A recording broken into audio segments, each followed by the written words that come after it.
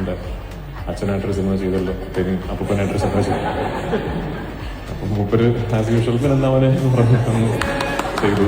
അങ്ങനെയാണ് ഈ സിനിമയിൽ ആ കഥാപാത്രത്തിൻ്റെ ഞങ്ങൾ ആ ക്യാരക്ടറിനെ ഇൻട്രൊഡ്യൂസ് ചെയ്തൊരു അബ്സ്ട്രാക്ട് പോസ്റ്ററിൽ തന്നെ വളരെ വ്യക്തമായിട്ട് പറഞ്ഞിട്ടുണ്ട് പാർട്ട് 1 ദി ഇൻട്രോ എന്ന്. അപ്പോൾ അതേ പ്രതീക്ഷയാവും പാർട്ട് 1 ആ കഥാപാത്രത്തിൻ്റെ ഇൻട്രോ മാത്രമാണ്.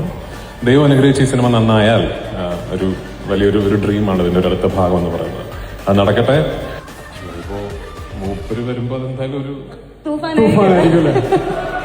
അല്ല, അത് ഞാൻ in the sense when you say cameo എന്ന് പറയുമ്പോൾ യൂഷ്വലി നമുക്ക് പെട്ടെന്ന് മനസ്സിൽ വരുന്നത് സിനിമയുടെ പ്ലോട്ടിൽ പിവറ്റലായോ അല്ലാതെയോ നിൽക്കുന്ന ഒരു സ്റ്റാൻഡ് ലോൺ ക്യാരക്ടറൊക്കെയാണ്. പക്ഷെ ഇതങ്ങനെ ഒരു സിനിമയിൽ നിന്ന് വിട്ടു നിൽക്കുന്ന ഒരു കഥാപാത്രമല്ല. അതുകൊണ്ടാണ് ഞാൻ പറഞ്ഞത്, ഈ സിനിമ ഈ ഖലീഫ പാർട്ട് 1 കഥയിൽ തന്നെ പല സന്ദർഭങ്ങളിലും സംഭാഷണങ്ങളിലൂടെയും സംഭവങ്ങളിലൂടെയും ഒക്കെ തന്നെ ഈ കഥാപാത്രത്തെ കുറിച്ചുള്ള പരാമർശങ്ങൾ ഉണ്ടാകുന്നുണ്ട്.